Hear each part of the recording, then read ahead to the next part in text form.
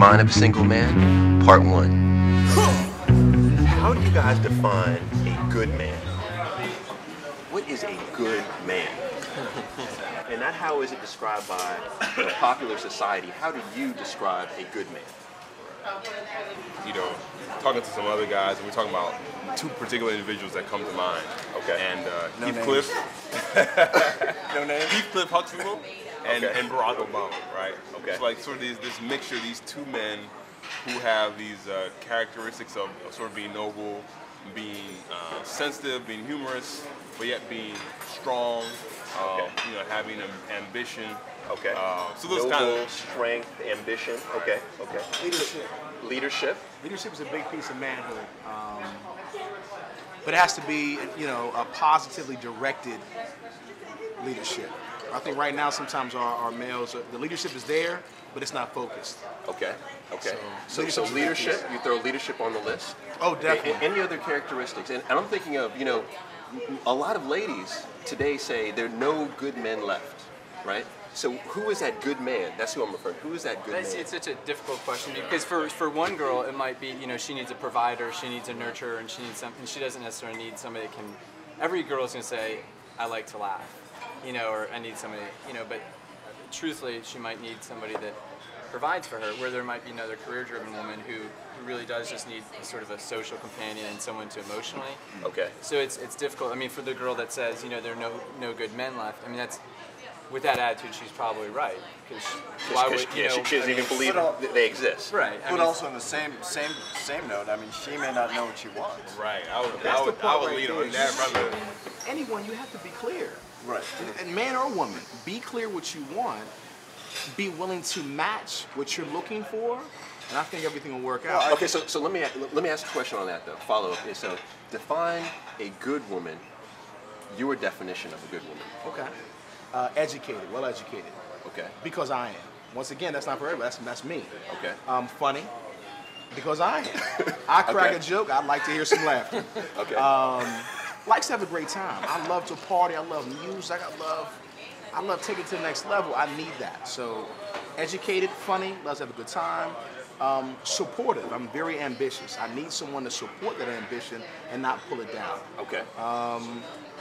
And a good provider for the home, because I mean I'm going to be the provider as well in terms of that domestic parents, making sure that that house is a home, and I need her to be the same way. So would you guys add anything to that list? Did Brian leave out anything? I would just, I mean, fundamentally, the first thing. She was like, oh yeah. Yeah, a couple things. Good with money, good in the bedroom. Exactly. Exactly. Like she has to be completely aware of, and I feel like just talking with girls, like they look to a relationship for the guy to sort of like complete them or fill something that's void in their life, but that void is something that they need to address, and guys too, but it's something that you need to figure out and be completely happy with yourself. Okay. And not look to the relationship to fill that hole, because it just overly burdens the So they have to be relationship. self-fulfilled going into And be into it. yeah, and completely happy, or happy with themselves and where they are. Okay. And And just, I'm really curious to get Shagun.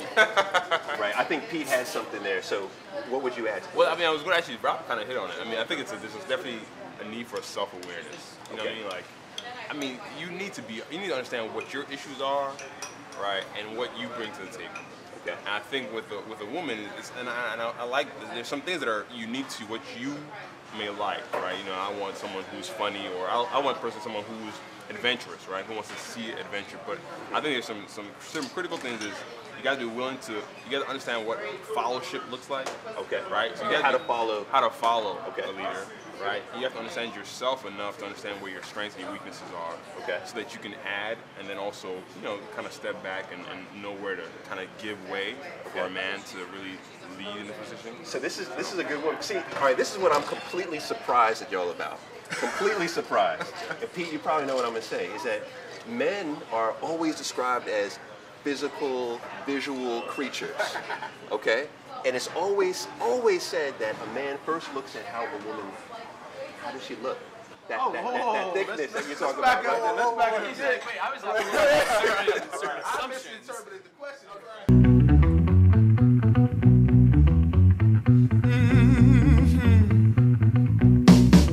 You'll find a sticky paper butterfly net underneath your seat.